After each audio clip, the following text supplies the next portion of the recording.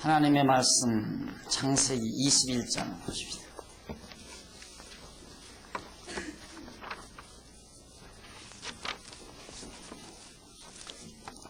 창세기 21장 1절 말씀 봉독합니다. 여호와께서 그 말씀대로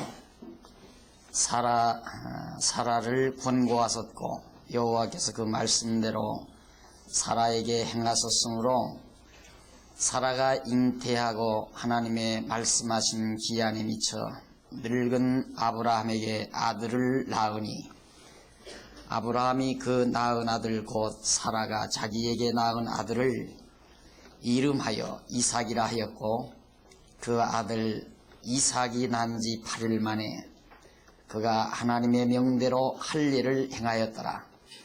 아브라함이 그 아들 이삭을 낳을 때에 100세라. 사라가 가로되 하나님이 나로 웃게 하시니 듣는 자가 다 나와 함께 웃으리로다. 또 가로되 사라가 자식들을 젖먹이겠다고 누가 아브라함에게 말하였으리요. 많은 아브라함 노경에 내가 아들을 낳았다 하니라. 7절까지 봉독했습니다.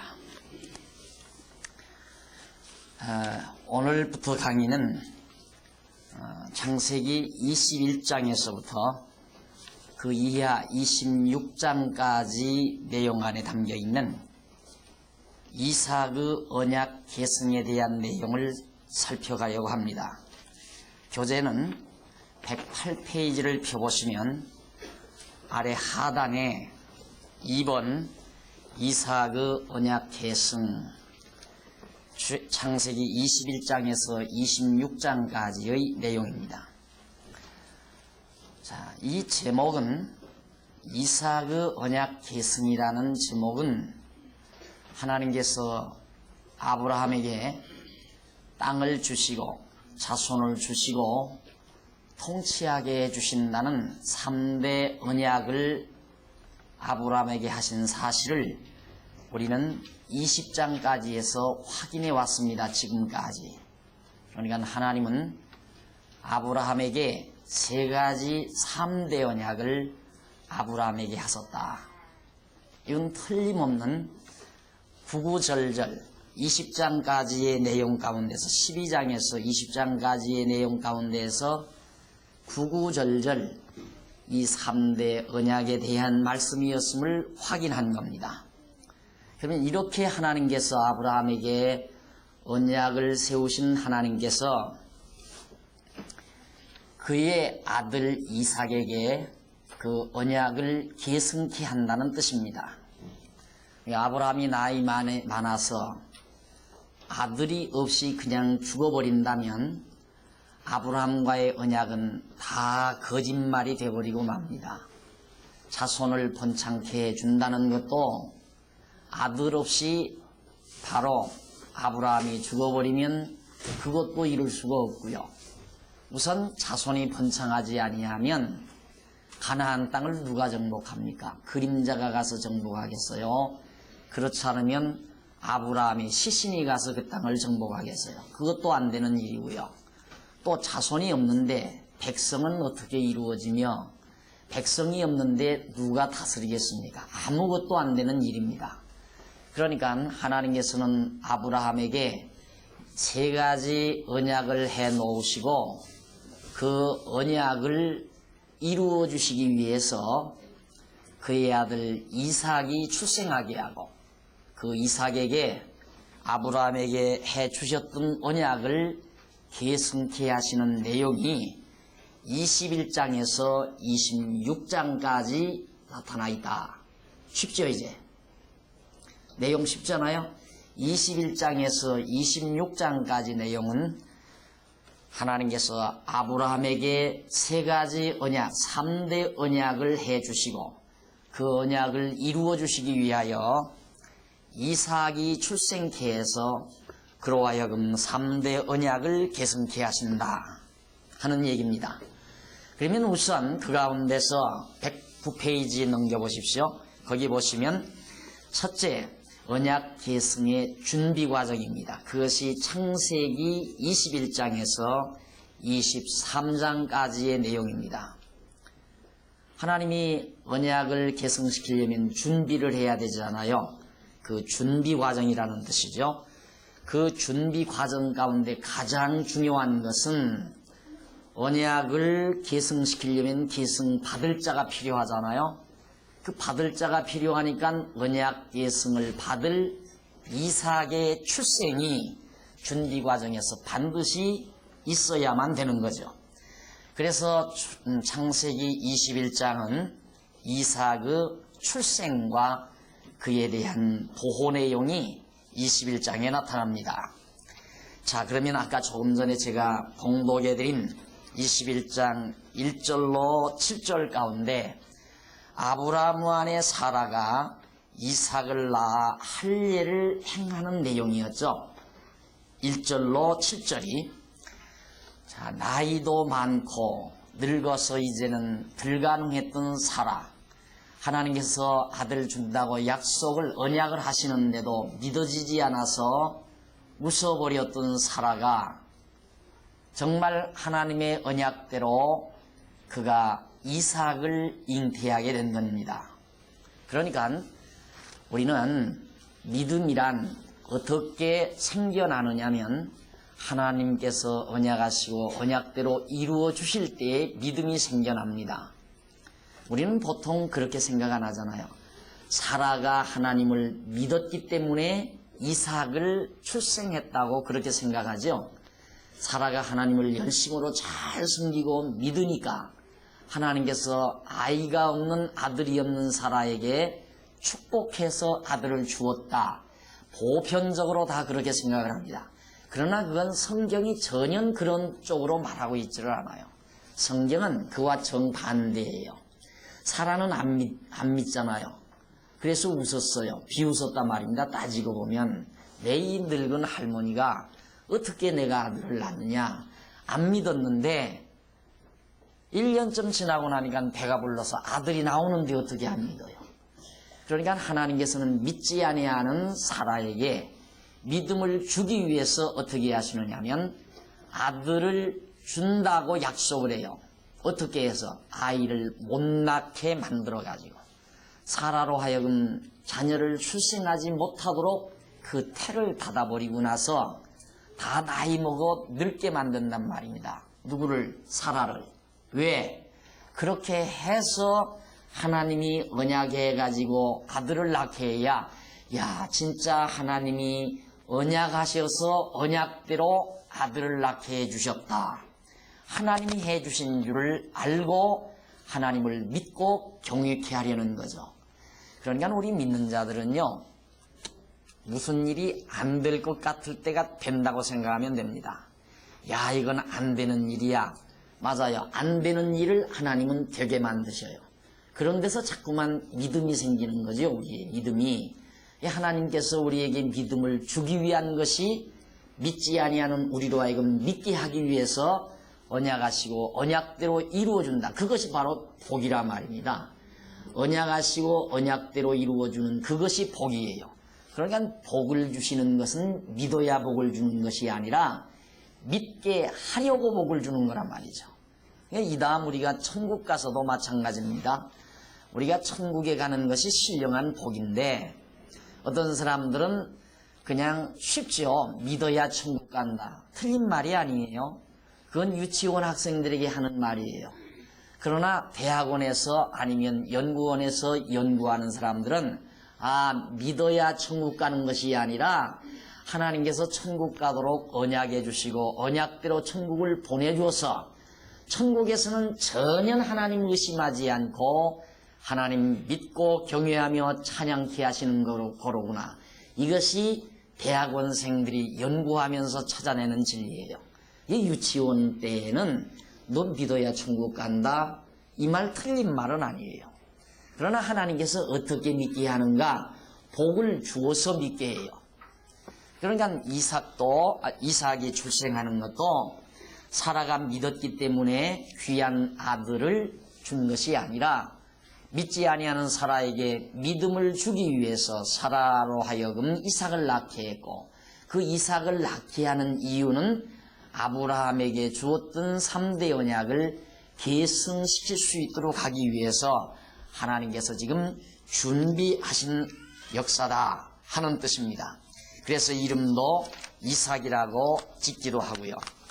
자, 이렇게 해서 결국 하나님께서는 당신의 계획된 언약을 이삭에게 정말 계승시키려고 그를 출생케 해서 끝까지 보호를 하죠. 보호하는 내용을 한번 보실까요? 조금 내려가서 8절에 보시면 8절로 9절에 보면 그런 말씀이 나옵니다. 아이가 자라매 젖을 떼고 이삭의 젖을 떼는 날에 아브라함이 대연 큰 잔치를 베풀죠. 대연을 배설하였더라. 사라가 본즉 아브라함의 아들 애굽 여인 하갈의 소생이 이삭을 희롱하는지라 하는 말씀이 나와요. 그러니까 아브라함이 나이가 많이 들어도 아내인 사라가 아들을 낳아주지 못하니까 미안해서 자기가 부리고 있는 몸종 하갈이라는 애굽 여인을 아브라함에게 안내해 주죠. 그렇게 해서 나는 이제 늙어서 당신의 대를 이을 수 있는 아들을 낳을 수 없으니까 내가 데리고 있는 내 여종 몸종, 자기를 수발하는 몸종 하갈을 통해서라도 당신의 대를 이을 자를 낳아야 되지 않소 해서 설득해 가지고 아브라함이 그 몸종 여종 하갈의 몸에서 낳은 아들 이스마엘이 있었습니다. 그 아들은 벌써 10살이 넘었어요. 상당히 컸단 말입니다. 그런데 이제 본처 사라의 몸에서 난 이삭은 난 지 얼마 안 됐으니까 1년 정도밖에 안 됐으니까 어리잖아요. 어리니까 큰 이스마엘이 여종의 몸에서 난 이스마엘이 자기 아내 사라에게서 난 이삭을 놀려대고 희롱하고 귀찮게 한다 그 말입니다. 자, 이것을 사도 바울은 뭐라고 얘기했느냐 하면 종의 몸에서 난 자가 주인의 몸에서 난 아들을 핍박하듯이 지금도 그러하도다. 갈라디아서에서 그런 말씀하죠. 그럼 지금 뭐가 그렇다는 얘기냐? 먼저 난 자를, 그 먼저로 난 자가 뭐냐면 육체로 난 자를 뜻합니다. 그러니까 우리가 자연인으로서 어머니 배 안에서 태어나는 것은 먼저 난 육신으로 난 하갈과 같은 인간이라는 거죠. 우리 인간 육신은 여종, 종의 몸에서 난 하갈과 같은 존재다. 그런데 나중에는 난 자가 누군가? 그것은 예수 그리스도의 씨로 말미암아 성령으로 거듭나고 중생한 속사람을 뜻하는 거고요. 그러니까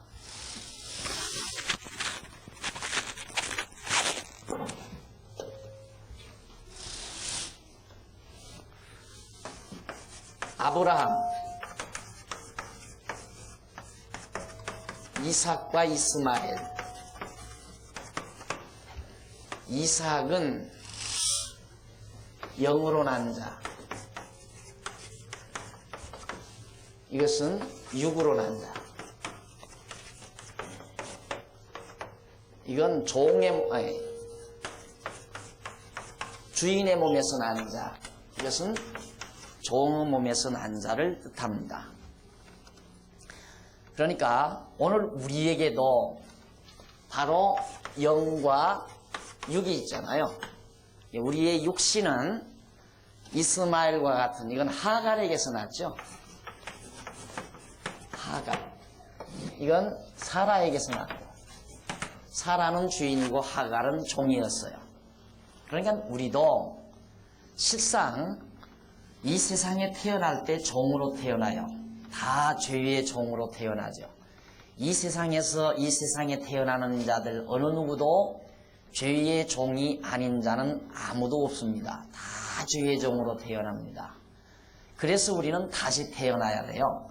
그것이 중생이라는 거죠. 거듭나고 중생하라고 그러죠. 이 영으로 난 자라 이거죠. 영으로 난 자, 이건 육으로 난 자고. 그래서 영으로 난 자는 이삭으로 말미암아 언약을 계승할 자이고, 이스마엘은 종의 몸에서 난 자이기 때문에 하나님의 3대 언약을 계승받을 수가 없는 자이고, 그런 뜻이란 말입니다. 그러니까 아브라함의 언약을 계승받을 자는 반드시 이삭과 같이 허락으로 난 자라야 돼요. 육신의 몸에서, 종의 몸에서 난 자 말고 허락으로 말미암아 태어난 자, 그가 곧 언약을 계승받을 자이듯이 오늘 우리도 거듭나고 중생한 우리 속사람은 반드시 이삭과 같이 언약을 계승받을 자이죠. 그러니까 우리는 걱정할 것이 없는 거예요. 이미 택한 백성이고 언약 자손이에요. 우리가 어떻게 해야 우리의 노력의 대가로 하나님께로부터 뭘 받는 것이 아니라 이미 우리는 이삭으로 말미암아 허락으로 난 자처럼 거듭나고 중생한 하나님의 백성들이기 때문에 하나님은 반드시 언약을 우리에게 계승시켜 준다 이 말이죠. 아브라함의 언약을 이삭에게 계승하듯이, 그러기 위해서 하나님은 철저히 누구를 보호하시는가? 이삭을 보호할 수밖에 없죠. 10살짜리하고 10살이 넘은 아이하고 이제 갓 태어난 한 살 정도밖에 안 된 이삭하고 둘 놔두면 아이 잘못하면 죽이잖아요. 그래서 동생 가진 아이, 그러니까 한 벌써 먼저 나서 3살이나 4살짜리쯤 됐을 때 아이를 낳으면 상당히 조심해야 되잖아요. 이게 신기하니까 와서 손가락으로 눈을 이렇게 찔러본다거나 깜빡깜빡하니까 콧구멍을 쑤신다거나 이러면 아이가 잘못하면 죽는단 말이죠. 그러니까 이스마엘이 넉넉히 이삭을 해칠 수가 있어요. 10살 넘고 이것은 이제 1살 정도밖에 안 됐으니까. 그러니까 아브라함이 보호하지 아니하면 이삭은 죽습니다. 마찬가지로 지금도 마찬가지예요. 우리도 하나님께서 우리 이제 갓 태어난 속사람, 영에 속한 사람 있잖아요. 우리 거듭나고 중생한 속사람. 하나님께서 우리를 그냥 내 던져버리면요, 우리의 육체의 소욕에 견딜 수가 없어요. 계속해서 우리의 육체의 소욕에 의해서 타오르는 육체의 욕망은 성령의 소욕을 사정없이 거스려 버립니다. 그러니까 우리의 속사람이 자라날 수가 없는 거죠. 속사람이 성장 못하니까 예수 믿고 신앙생활한 지, 교회 다닌 지 10년이 되고 20년이 돼도 항상 마음에 평안이 없는 거예요. 왜? 괴롭히니까. 뭐가? 육체의 소욕이 괴롭히니까. 마음이 벌써 평안하다는 것은 보호를 받는다는 말이거든요. 보호받으려면 두말할 거 없잖아요. 이스마엘을 쫓아버려야 되죠.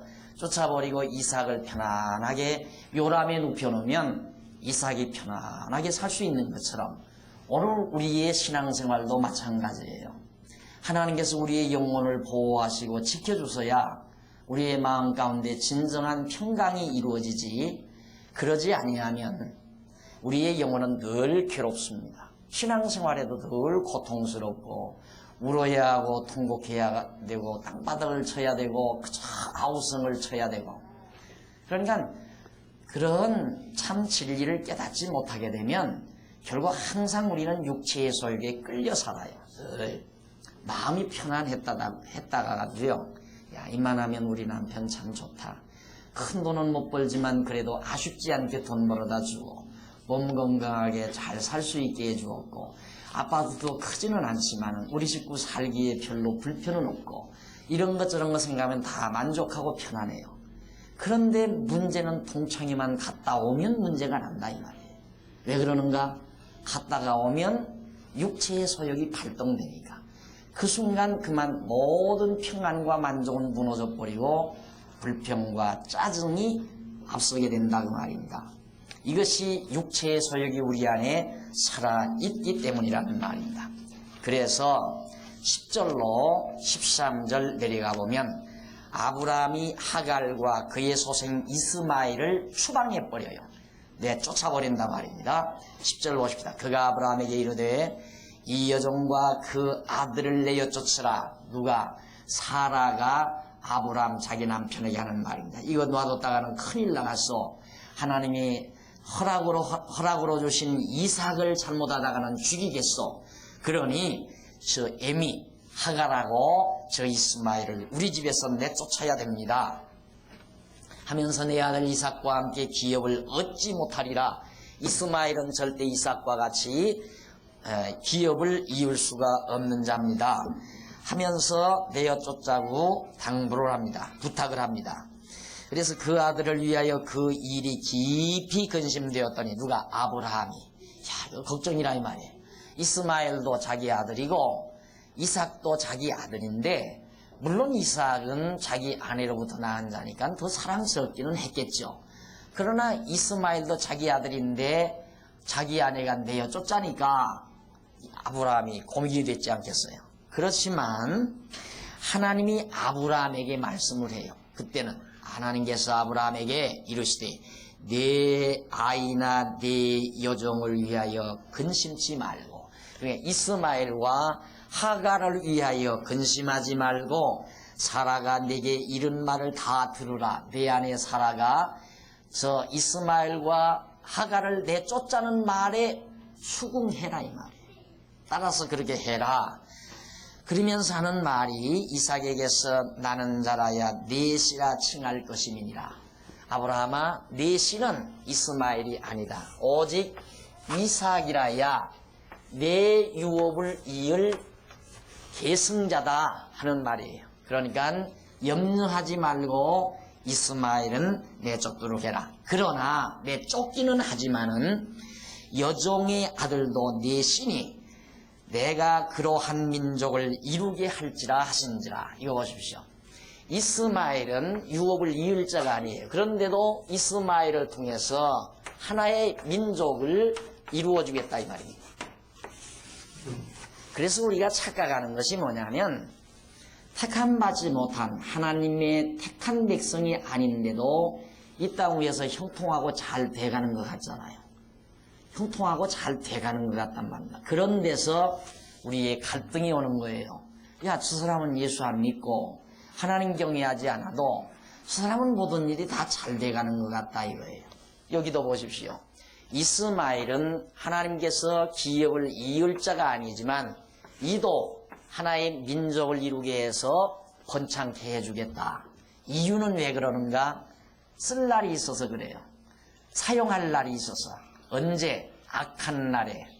악한 날에 악인도 하나님께서 선택하지 아니한 자도 적당하게 쓰시려고 하나님께서 악인도 보호하시고 지키신다 그 말이에요.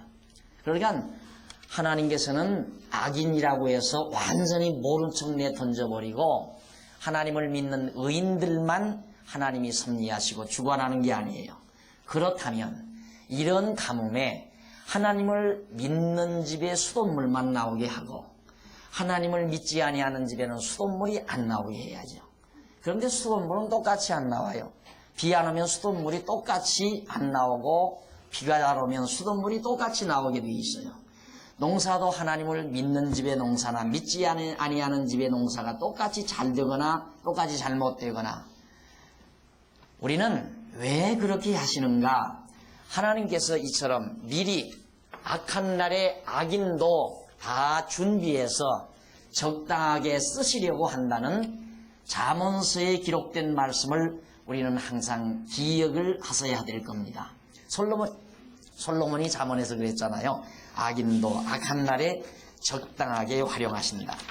그래서 바로 하나님께서는 이 이스마엘의 자손들도 보호하시고 지켜주신다는 약속을 하면서 걱정하지 말고 그들을 내어 쫓으라고 당부하고 있는 것입니다. 그 다음 이제 14절로 16절에 보면 추방당한 하갈과 이스마엘이 들에서 방성대곡을 합니다. 아브라함이 사라와 함께 하갈하고 이스마엘하고 내쫓아버렸어요. 쫓으니까 갈 곳이 어디 있어요?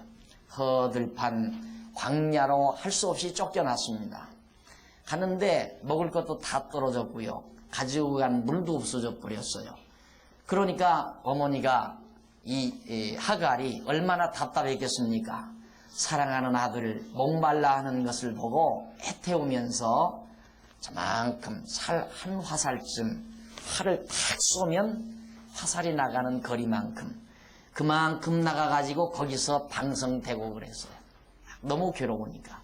그때 하나님께서 하갈에게 나타나서 울지 말라고 내 앞을 보라. 보니까 광야에서 샘이 솟아요.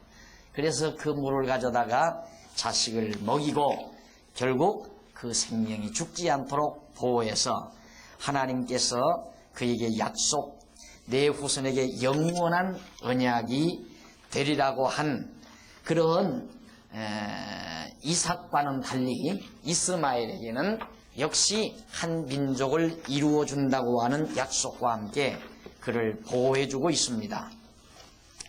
그러니까 여기 살 한바탕쯤이라는 말이 나오죠. 성경이 본문에 보면 살 한바탕쯤.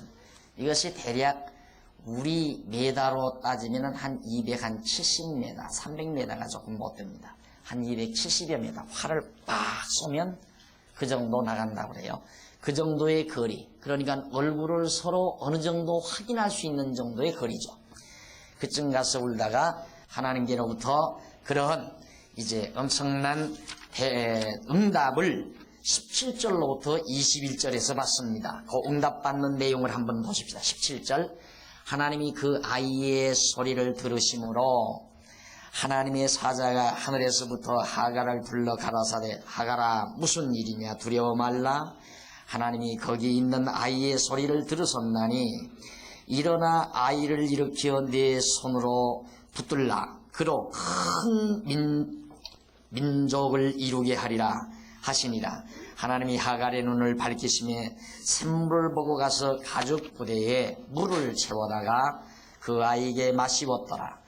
하나님이 그 아이와 함께 계심에 그가 장성하여 땅에 거하며 활 쏘는 자가 되었더니 그가 바란 광야에 거할 때에 그 어머니가 그를 위하여 애굽 땅 여인을 위하여 아내를 삼게 하였더라. 자, 바란 광야 거기에 거하기. 바란 광야는 아래 남부지방 지역입니다. 애굽이 가까운 지역인데 그때 이제 이 아내를 자기 아들의 며느리를 누구를 받느냐면 애굽 여자를 데려다가 보죠. 그것만 벌써 봐도 애굽 쪽에는 누가 살았느냐면 우리 노아 홍수 사건 배울 때 그쪽에는 누구의 후손이 가서 살았느냐면 함의 후손이 가서 살았어요. 노아의 함의 후손이. 그러면 여기 아브라함의 아들 이스마엘은 어쨌든 여종의 몸에서 나왔지만은 셈의 후손이란 말입니다. 그래서 셈의 후손 이스마엘과 함의 후손 며느리가 합작해서 인구가 번창이 되지죠.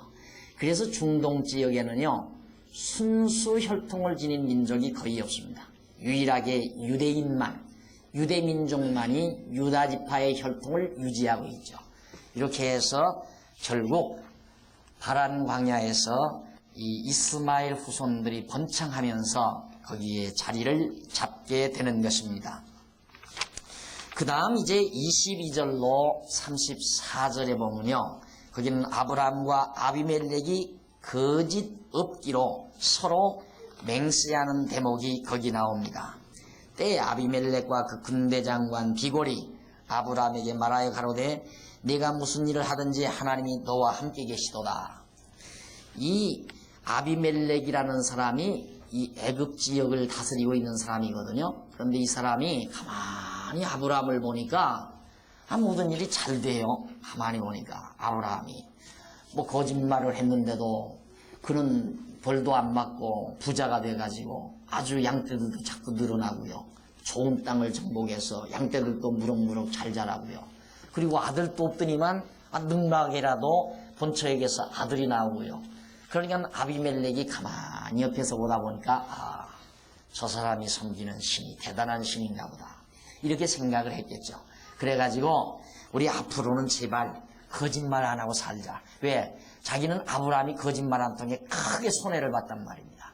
그러니까 우리 앞으로는 서로 이웃끼리 거짓말하지 말고 진실되게 우리 살기로 맹세하자 하는 대목이 바로 34절까지 나와요. 쭉 34절까지 내용이. 자, 집에서 성경은 미리 읽어오셔야 돼요. 그래야 진도가 제 코스가 나갑니다. 일일이 성경을 읽다가 보면 여러분 내가 진도를 제대로 못 나가니까 집에서 반드시 공부할 만큼 하루에 오실 때 10장씩만 보통 한 10장 정도 가까이 읽고 오시면 거의 공부하는데 지장이 없으실 겁니다. 그래가지고 25절 아비멜렉의 종들이 아브라함의 우물을 늑탈한 일에 대하여 아브라함이 아비멜렉이 말을 했어요. 야 아브라함이 우리가 우물을 팠는데 너희 종들이 우리 우물을 갖다가 뺏어갔다. 그 지대의 우물이라고 하는 것은 큰 재산입니다. 왜냐하면 물이 귀한 때이기 때문에요. 귀한 곳이기 때문에 물이 없으면 양떼들을 기를 수가 없어요. 그러니까 어디를 가든지 우물을 파야 그것이 생명의 근원과도 같은 것이거든요. 근데 아브라함이 우물을 팠는데 아비멜렉의 종들이 와서 다 늑탈해서 뺏어갔다. 그러니까 바로 이 두 사이에서 자 우리 거짓말하지 말자. 그러니까 야 너희 종들이 우리 우물 다 뺏어갔다. 이렇게 되니까 이제 서로 타협을 하게 되죠. 그래서 어떤 내용이 나오냐면 26절 아비멜렉이 가로되 누가 그리하였는지 내가 알지 못하노라. 너도 내게 고하지 아니하였고 나도 듣지 못하였더니 오늘이야 들었노라. 나 여지껏 모르는 일이었다. 그러면서 27절 아브라함이 양과 소를 취하여 아비멜렉에게 주고 두 사람이 서로 언약을 세우니라. 28절 아브라함이 7 암양 새끼를 따로 놓으니 아비멜렉이 아브라함에게 이르되 이 7 암양 새끼를 따로 놓으면 어찌미뇨. 아브라함이 가로되 너는 내 손에서 이 암양 새끼 7을 받아 내가 이 우물을 판 증거를 삼으라. 지금 내가 활용하고 있는 이 우물 내가 판 증거를 암양 7을 네가 받고 증거를 삼으라. 그러니까 이 우물 이제 뺏어가지 말라 그 말이에요. 그러니까 이것만 봐도 벌써 아브라함이 그 땅에 지금 정착하기 시작하죠. 점점 땅을 사들이기도 하고 우물도 지금 사들이잖아요. 자기 소유를 만든다 그 말입니다. 자 이렇게 해서 아브라함과 아비멜렉 사이에 땅에 대한 분쟁이 없도록 평화조약을 맺는 장면을 우리가 확인했습니다. 자 그런데 그렇게 해놓은 다음 마지막 부분에 어떤 대목이 나오느냐면요. 그 마지막 절 부분에 보면 31절 두 사람이 거기서 서로 맹세함으로 그곳을 부엘세바라 이름하였더라. 그들이 부엘세바에서 언약을 세우며 아비멜렉과 그 군대 장관 비골은 떠나 블레셋 족속 땅으로 돌아갔고 아브라함은 부엘세바 에셀 나무를 심고 거기서 영생하시는 하나님 어떻게 여호와의 이름을 불렀더라. 그러니까 사실 아브라함 위험한 때죠. 이미 블레셋 그 지역은 상당히 사악한 민족들이 살고 있고요. 함의 후손들이 애굽 일대에 많이 번창해서 살고 있는데 아브라함은 저쪽 북쪽 북서쪽에 있는 갈대아우르에서 이렇게 왔단 말입니다. 그러니까 굉장히 텃세를 받을 수밖에 없는 그런 상황이기 때문에 늘 아브라함은 마음이 졸여요. 그런데 갑자기 강대한 아비멜렉이 와가지고 야 우리 서로 거짓말하지 말고 진실되게 우리 평화롭게 잘 살자. 그러고 나오니까 아브라함은 얼마나 좋겠어요. 늘 위협을 받았는데 그러니까 과연 여호와시다 이 말이죠. 야 진짜 하나님 여호와 정말 이 땅을 나에게 준다고 언약하시더니만 하나님이 나를 이곳으로 인도해서 이렇게 평화롭게 살 수 있는 길을 열어주시는구나. 아브라함의 입장에서는 너무너무 감동적이죠. 그래서 하나님 여호와의 이름을 바로 그곳에서 부르는 장면이 나옵니다. 자 이렇게 일단은 이삭을 낳아서 하나님께서 철저히 이삭 보호하기 위하여 이스마엘 내쫓아버리고 또 이삭을 잘 기르게 하기 위해서 아비멜렉으로 하여금 와서 평화조약을 맺어가지고 어려움을 당하지 않게 하시고 사실 쉽잖아요. 아비멜렉이 볼 때에는 아들도 하나뿐이고 힘이 없잖아요. 종들만 좀 있고 그러니까 바싹 덮치면 다 양떼도 뺏어갈 수 있고 그저 몇만 죽여버리면 끝나는 거거든요. 그런데 어떻게 그렇게 강대한 한 나라의 왕이 군대 장관까지 데리고 와서 일개 나그네와 같은 아브라함에게 너 과거에 나를 속여서 나로 하여금 큰 피해를 입혔는데 앞으로는 거짓말하지 말고 우리 진실되게 잘 살아보자. 이렇게 평화조약을 맺게 하느냐 이 말이에요. 이유는 간단해요. 하나님께서 언약을 계승할 이삭을 보호하기 위해서 이스마엘도 추방해버리고 아비멜렉으로 하여금 평화조약도 맺게 하시고, 이것이 언약 자손을 보호하고 지키시는 철저한 하나님의 섭리라는 것, 이게 믿어지면 돼요, 여러분. 이것이 믿어지면 모든 근심, 걱정, 염려 한꺼번에 다 사라져버립니다. 여러분 이제 공부해 보니까 야 진짜 하나님은 저 이삭 보호해야 된다. 이제 1살 정도 겨우 먹어가니까 저 정말 힘이 없죠. 언제 어떻게 될지 모르죠. 그러니까 옛날에는 자식을 낳으면, 아들을 낳으면 1년 이상 있다가 출생신고를 하잖아요. 저도 그래서 1년이 늦었단 말입니다. 왜? 어리다가 자라다가 홍역하다가 죽는 아이들이 많으니까 1년 지나서 홍역 지나고 나야 요것은 이제 안 죽겠구나 해가지고 출생신고를 한단 말이죠. 그러니까 이삭도 저거 언제 죽을지 모르는 형편없는 어린애기란 말입니다. 그러나 우리가 성경을 알고 하나님 저 분명히 하나님께서 저 이삭 보호한다, 이거 알 수 있잖아요. 왜?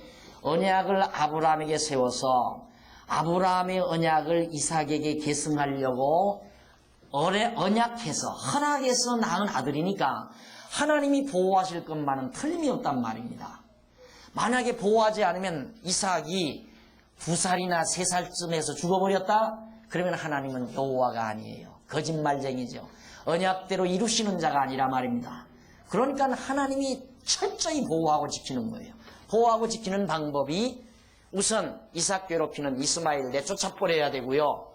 그 다음 혹시라도 와서 정말 쳐서 정복할 수 있는 아비멜렉으로 하여금 마음을 누그러뜨려서 아브라함과 평화조약을 맺고 살게 만들어야 되잖아요. 그래도 안 믿어지세요? 그래도 하나님 여호와가 안 믿어지십니까? 이걸 믿고 여러분 사십시오. 그것이 바로 신앙생활입니다. 나는 망하지 않는다. 왜? 언약 자손이기 때문에. 어떤 환경 속에도 나는 멸해지지 않는다. 왜? 하나님의 언약 자손이기 때문에. 그래서 이 언약 자손이라는 타이틀이요, 세상 그 무엇과도 바꿀 수 없는 대단한 겁니다. 대단한 것. 언약 자손이라는 이 타이틀 자체가. 그래서 하나님이 저들을 보호하고 지키십니다. 자, 그러면 22장은 시험과 언약을 재확인하는 장면이 나와요. 하나님께서 아브라함을 그냥 놔둬서는 안 되잖아요. 시험을 해야 된단 말입니다. 그래서 하나님께서 아브라함에게 1절로 2절에 보면 여호와께서 아브라함에게 이삭을 갖다 바치라고 그래요. 자, 여기까지 딱 공부하고 나왔는데 하나님이 갑자기 이삭을 갖다가 모리아산에 제물로 갖다 드려라. 앞뒤가 안 맞죠? 그렇죠? 앞뒤가 안 맞잖아요. 저 이삭은 하나님이 여지껏 보호하고 지켜주셨는데 왜 갑자기 지금 이삭을 잡아 죽이라는 얘기인가? 제물로 드리려면 죽여야 된단 말이죠. 그러니까 이게 논리가 안 맞아요. 그러면 우리는 논리가 안 맞는다고 갸우뚱갸우뚱 할 것 없어요.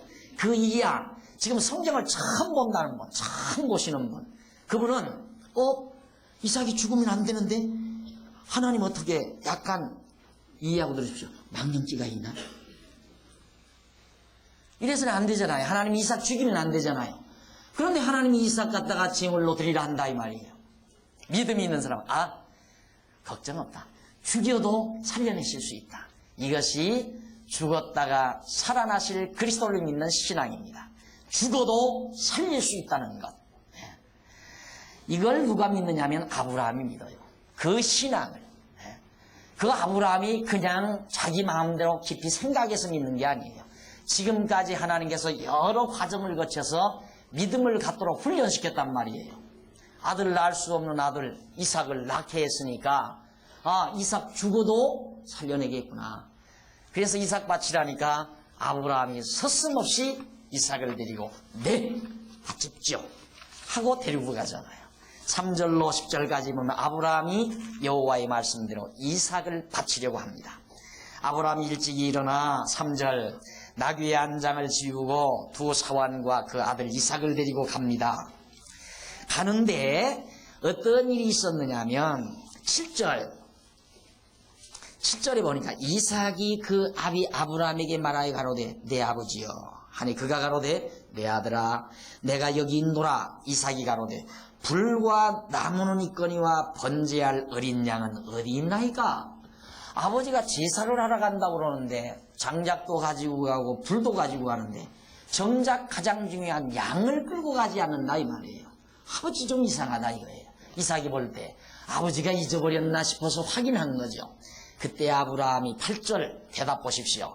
아브라함이 가로되 아들아 번제할 어린 양은 하나님이 누구를 위해서? 보십시오. 이 신앙 대단하죠. 이것이 믿음이에요. 하나님이 자기를 위하여 친히 준비하시리라. 네가 왜 걱정이냐 이 말이에요. 예, 아브라함은 그걸 믿은 거예요.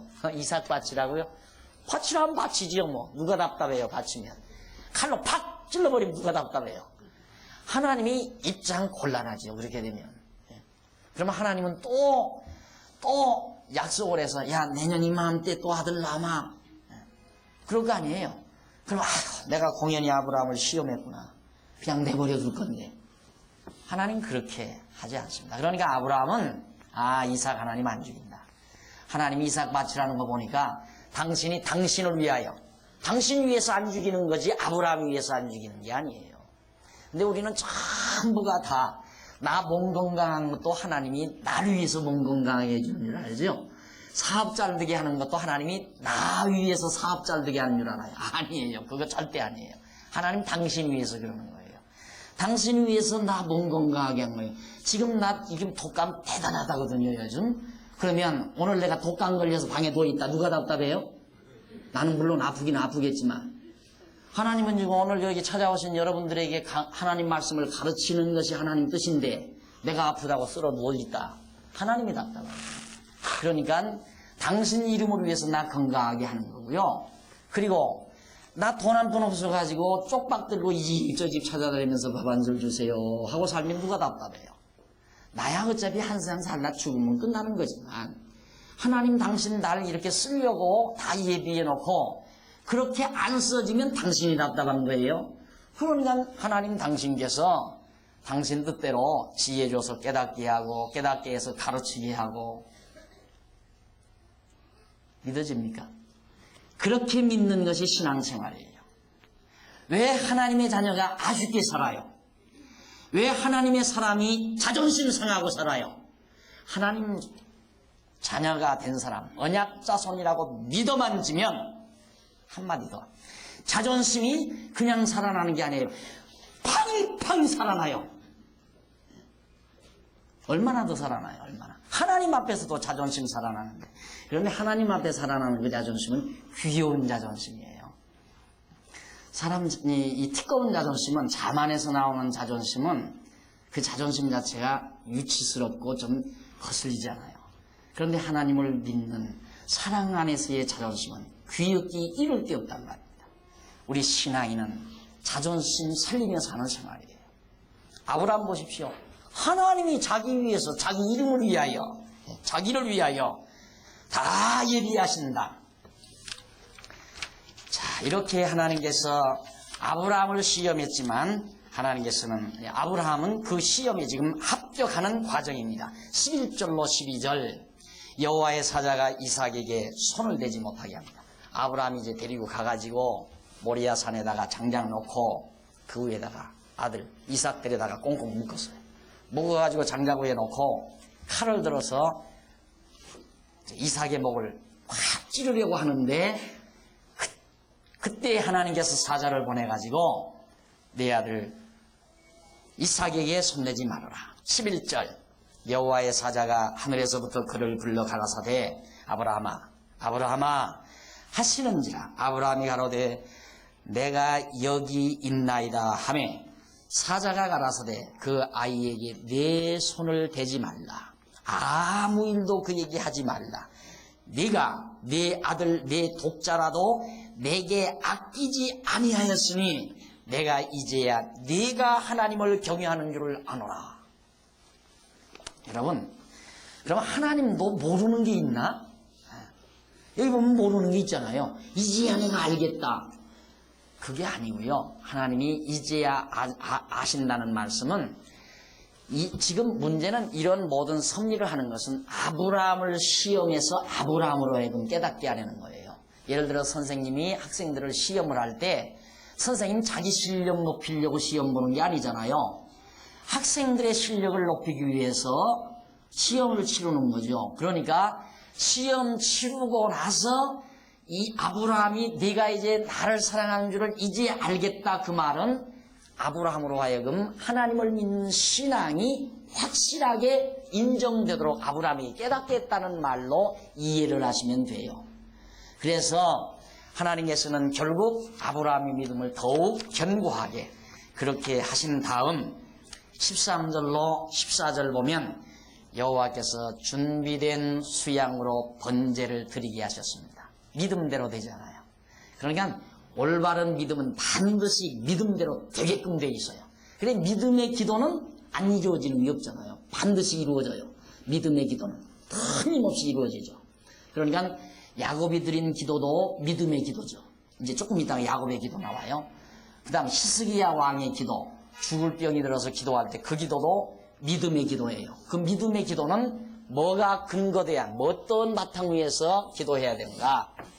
하나님의 언약이라는 기초 위에서 기도를 해야 돼요. 이게 기도예요. 하나님의 언약이 기초되지 아니한 것은 절대 올바른 기도가 아니에요. 믿음의 기도는 하나님의 언약 증서를 가지고 나타나야 돼요. 언약 증서를. 그렇기 때문에 여기 지금 아브라함이 하나님이 자기를 위하여 예비하신다. 이삭아, 네가 왜 걱정하느냐? 나도 걱정하지 않는데 했는데 진짜 믿음대로 하나님께서 수양 한 마리를 준비해 놓잖아요. 바로 그 준비된 양이 언약 자손인 우리들을 대신해서 십자가에 못 박여 죽으실 그리스도에 대한 모형적 계시인 겁니다. 여호와 이레라고 그러죠. 여호와 이레. 그래서 이 여호와 이레란 말은 죄 많은 우리들, 우리가 죽어야 될, 제물로 죽어야 될 우리의 죽음을 예수 그리스도께서 대신 양으로서, 속죄 양으로서 죽으실 그리스도를 준비하셨다는 뜻인데, 그것이 아니라 요즘에는 예수 그리스도를 준비하셨다는 생각이 아니라 여호와 이레는 다 내가 먹고 입고 쓸 거 다 하나님이 준비해 놓으시고, 물론 그런 면도 없잖아 있죠. 모든 것 다 하나님이 다 예비해 놓는 거니까. 그러나 여호와 이레란 말의 포인트는 우리를 대신해서 영원한 제물이신 예수 그리스도를 준비해 놓으신 하나님의 섭리를 우리에게 모형적으로 보여주는 거란 말이죠. 그래서 예수 그리스도가 우리 대신 죽음으로 우리는 언약 자손인 우리는 죽음을 면하게 되는 겁니다. 그 다음 이제 15절로 19절에 내려가 보시면 여호와께서 아브라함에게 언약을 재확인시켜 주죠. 이제 시험 다 거쳤어요. 합격했어요. 합격하니까 다시 한번 아브라함에게 확인하는데 15절 여호와의 사자가 하늘에서부터 두 번째 아브라함을 불러 가라사대 여호와께서 이르시기를 내가 나를 가리켜 맹세하노니 네가 이같이 행하여 네 아들 네 독자를 아끼지 아니하였음즉 내가 네게 큰 복을 주고 네 씨로 크게 번성하여 하늘의 별과 같고 바닷가의 모래와 같게 하리니 네 씨가 그 대적의 문을 얻으리라. 또 네 씨로 말미암아 천하 만민이 복을 얻으리니 이는 네가 나의 말을 준행하였음이니라 하셨다 하니라. 이에 아브라함이 그 사환에게로 돌아와서 함께 떠나 부엘세바에 이르러 거기 거하였더라 하는 말씀이 나온다. 근데 여기서 한 가지 여러분 조심해야 될 부분은 거기 나오죠. 또 18절 또 네 씨로 말미암아 천하 만민이 복을 얻으리니 왜 네게 천하 만민이 너로 인해서 복을 얻게 하는가? 그 이유는 네가 나의 말을 준행하였기 때문이다. 자, 그러면 하나님의 말씀을 준행한 것을 조건으로 해서 결국에는 만민의 복을 하나님이 허락하신다 이 말이거든요. 이 논리가. 내가 하나님의 말씀을 준행했기 때문에 그걸 조건으로 내가 네게 복을 준다.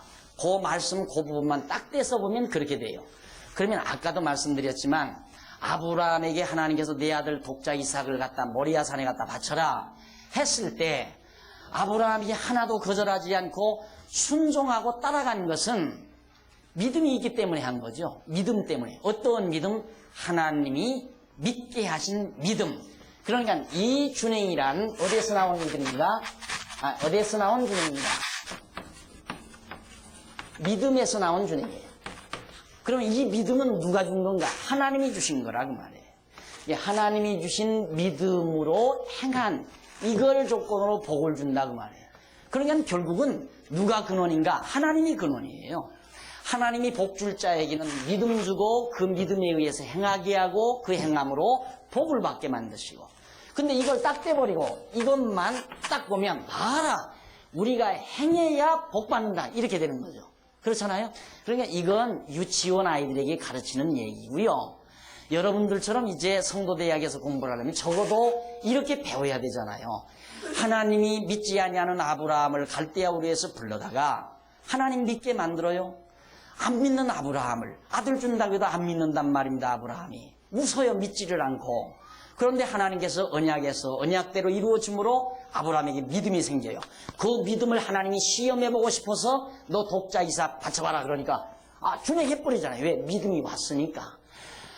낳을 수 없는 아들을 낳게 하신 하나님이 아들이 죽은들 왜 못 살려내겠느냐, 이런 믿음도 생길 뿐만 아니라 하나님은 이삭 죽이지 않는다. 이삭을 통해서 내 유업을 이을 자로 만들어주시고 그로 하여금 만민이 복받게 만들고 그로 하여금 많은 자손이 퍼치게 한다고 약속하셨는데 이삭 죽지 않는다.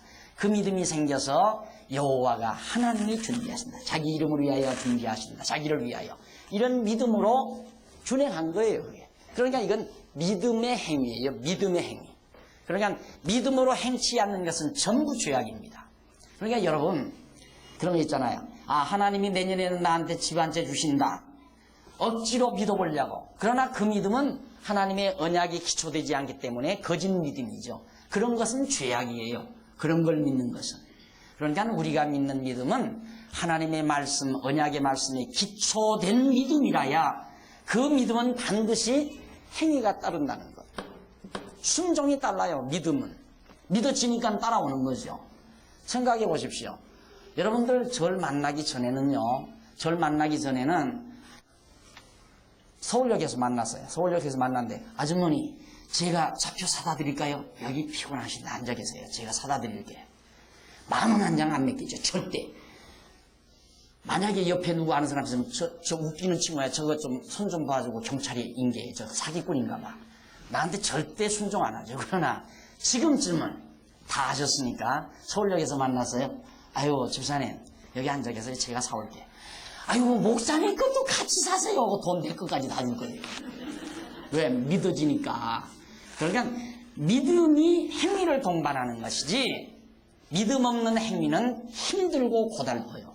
힘들고 고달프고 그것이 또 죄악이고 믿음으로 행치 않는 것은 전부 죄악이란 말입니다. 자, 이렇게 해서 일단 하나님께서 언약을 재확인해 주시는데 바로 내 씨를 인하여 했을 때 사도 바울이 그 씨가 장차 오실 예수 그리스도를 뜻하는 거라고 바울이 설명을 했습니다. 그러니까 벌써 아브라함에게 벌써 메시아이신 예수 그리스도가 올 것을 언약하고 있죠. 그 다음 20절로 24절 보면 이삭의 아내가 된 리브가의 계보에 대해서 쭉 설명을 합니다. 왜 그러는가? 자, 생육하고 번성하라 언약을 하셨으니까 이삭의 씨로 말미암아 만민이 복을 받고 그 씨로 말미암아 많은 자손이 퍼치어진다고 언약을 했는데 이삭 장가 안 가도 돼요? 장가 안 가면 안 되잖아요. 장가 가야 된단 말입니다. 그러니까 우리가 이 성경을 볼 때 이삭 아직도 어리고 장가도 안 갔는데 아이고 급하다. 빨리빨리 이 언약이 이루어져야 이삭이 아들을 낳고 또 아들을 낳고 계속해야 빨리 우리를 죄에서 구원해 주실 예수가 오는데 이삭은 언제나 장가가나 하고 보니까 20절에 이삭의 아내들 리브가의 족보가 남아요. 그러면 그렇지. 성경이 이렇게 재미난 거예요.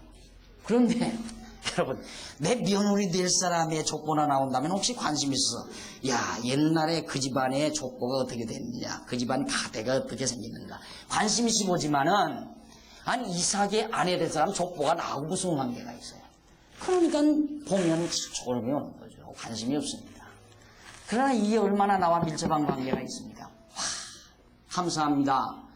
벌써 이삭 장가 보내려고 하나님 벌써 미리 이삭의 아내들 리브가 태어나도록 역사하셨군요. 하나님은 벌써 리브가의 아내 될 사람을 타이밍 딱 조정해서 출생하게 만들어서 지금 아주 성숙한 아내로, 성숙한 여자로 부들부들하게 잘 성숙되도록 해놓았단 말입니다. 왜? 하나님의 언약대로 생육하고 번성케 하시려고. 그것이 24절까지 내용이에요. 자, 이쯤 해서 그러면 며느리감도 다 준비됐고 이삭도 성숙을 했고 이제 아브라함의 믿음도 다 시험을 끝났으니 누구의 임무가 끝났는가? 바로 임무가 끝난 사람은 사라의 임무가 끝이 난 거예요. 이 아브라함의 집안에 들어와서 아들 낳아주어 놓고 아들이 장가갈 때까지 키워놔줬으니 사라는 이제 할 일 다 했잖아요. 그러니까 하나님께서 사라의 영혼을 불러가십니다. 그것이 23장 내용이죠. 자, 23장 1절로 2절에 보면 이삭의 모친 사라가 127세에 헤브론에서 죽는 내용이 나옵니다. 마찬가지로 오늘 하나님께서 우리에게 맡기신 임무가 다 각각 있어요. 누구에게나 여기 앉으신 모든 집사님들, 성도 여러분들의 임무가 있어요. 그것이 무슨 임무인가? 그것을 성경은 선한 일이라고 그렇게 밝히고 있어요. 선한 일. 우리를 통해서 하실 선한 일이 다 예비되어 있어요. 그 일이 끝나기 전에는 하나님께서 내 영혼 부르시지 않는다. 이런 확고한 믿음을 가지고 사는 것 이상 건강관리는 없습니다. 최고의 건강관리예요. 그런데 밥 먹으면서 이건 먹으면 안 된다는데, 이거 살찌는 거라는데, 이건 뭐 콜레스테롤이 더 많다는데. 이것은 생명 자주는 일이에요. 막 먹어요. 그냥 막 차서요. 그냥.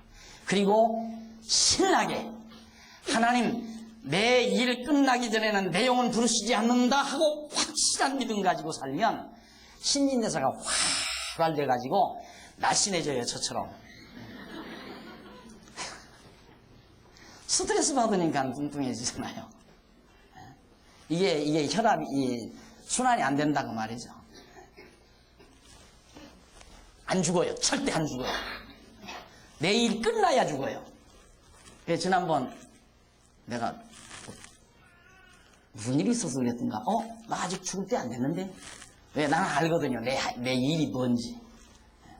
내가 해야 할 일이 뭔지를 알리니까 내일이 끝나기 전에 하나님 내 영혼 안 부르신다. 한 번 중간에 한 4, 5년 전에 죽을 고비 넘긴 데 있어요. 그거 들면 우리 증인이에요. 우리 이옥군 권사님이 증인인데 그 병 들면 그건 100% 죽는데요. 100%. 이게 이제 지라에 염증이 생긴 거라는데 그것도 급성이거든요. 그런데 살아났잖아요. 지가. 근데 그때 아파서 누워있을 때 그런 생각이 들더라고요.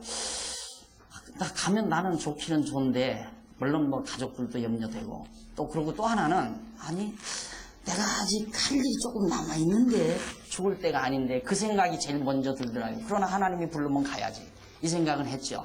근데 진짜로 살아보십시오. 하나님이 부르시는 때가 정확해요. 임무 다 끝나니까 하나님께서 그를 불러가시고 아브라함은 그의 장기를 사서 장례를 치릅니다.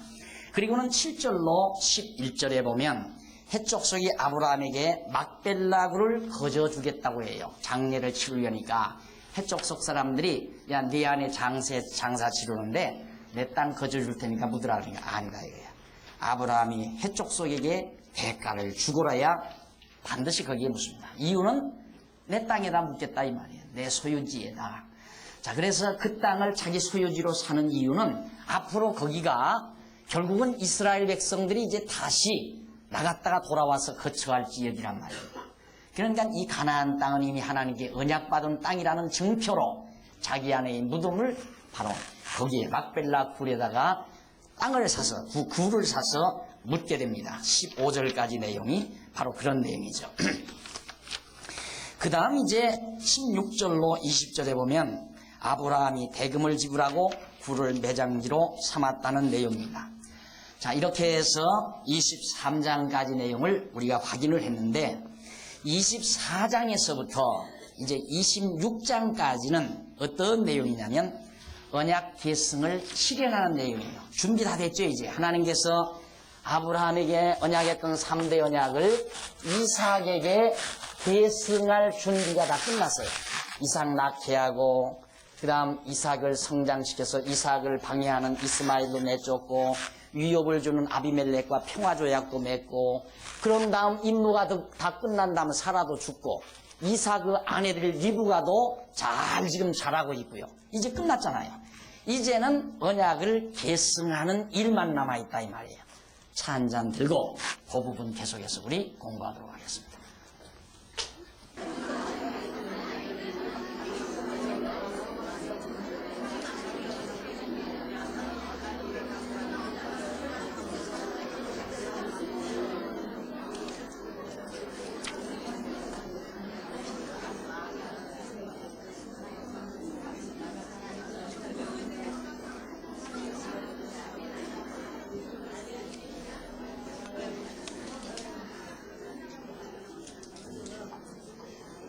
조용히